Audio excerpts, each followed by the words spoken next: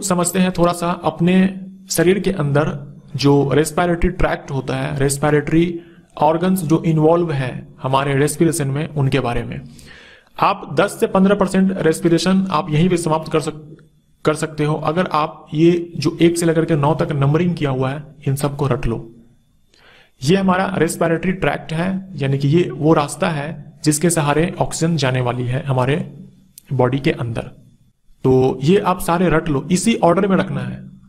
ये ऑर्डर आपके लिए इंपॉर्टेंट है। ऐसा नहीं कि सबसे पहले आप नॉस्ट्रिल्स याद कर लोगे, फिर लैरिंग्स याद कर लोगे, फिर ब्रोंकाई याद कर लोगे, जो आपको आसान लगेगा पहले आप उसे याद कर लोगे। ऐसा नहीं, इसी ऑर्डर में आपको ध्यान में रखना है। अगर आप इसी ऑर्डर में ध्यान में रखोगे तो 10 से 15% आपका जो ये चैप्टर है ये समाप्त हो चुका है, आपने खत्म कर लिया हुआ है। तो हम जो सांस लेंगे ना, हम जो ऑक्सीजन लेंगे वो सबसे पहले नॉस्ट्रिल्स में पहुंचती है। जो आपका नाक का छेद है इसी को हम लोग नॉस्ट्रिल बोलते हैं। तो ऑक्सीजन सबसे पहले नॉस्ट्रिल में पहुंचेगी, उसके बाद जाएगी नेजल चैम्बर में। तो सिर्फ छेद ही नहीं है, उसके बाद क्या है, गुफा है। इस गुफा को हम लोग बोलते हैं नेजल चैम्बर या फिर नेजल कैविटी।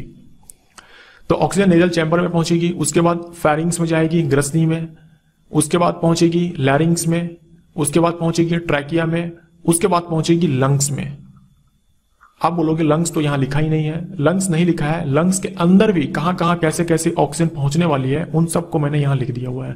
यानी 6 से लेकर के 9 तक जो आपको पार्ट्स दिख रहे हैं वो लंग्स के अंदर है। तो लंग्स के अंदर सबसे पहले ऑक्सीजन पहुंचेगी ब्रोंकाई के पास, फिर ब्रोंक्यूल्स के पास, फिर एल्वुलर डक्ट के पास, फिर एल्वुलाई के पास।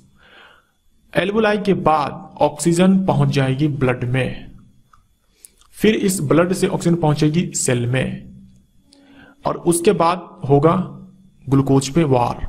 इसको पीट पीट करके यहां से एनर्जी को बाहर निकाल दिया जाएगा। जिस भी ऑर्गेनिज्म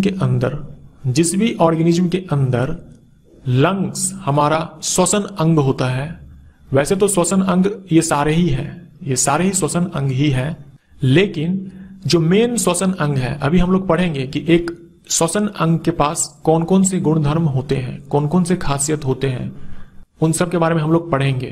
तो उन सब के आधार पर ही हम लोगों ने ये डिसाइड किया है कि भैया लंग्स ही है हमारे बॉडी के अंदर जो सबसे ज्यादा इंपॉर्टेंट है रेस्पिरेशन के लिए। तो जिसमें भी लंग्स सबसे ज्यादा इंपॉर्टेंट है रेस्पिरेशन के लिए, उस रेस्पिरेशन को हम लोग बोलते हैं पल्मोनरी रेस्पिरेशन, हिंदी में बोलते हैं फुफ्फुसीय श्वसन, पल्मोनरी रेस्पिरेशन। यानी हम मानवों के अंदर कभी पूछे कि किस प्रकार का श्वसन होता है, तो एक ऑप्शन दिखेगा आपको फुफ्फुसीय श्वसन, उसे आपको टिक करना होगा।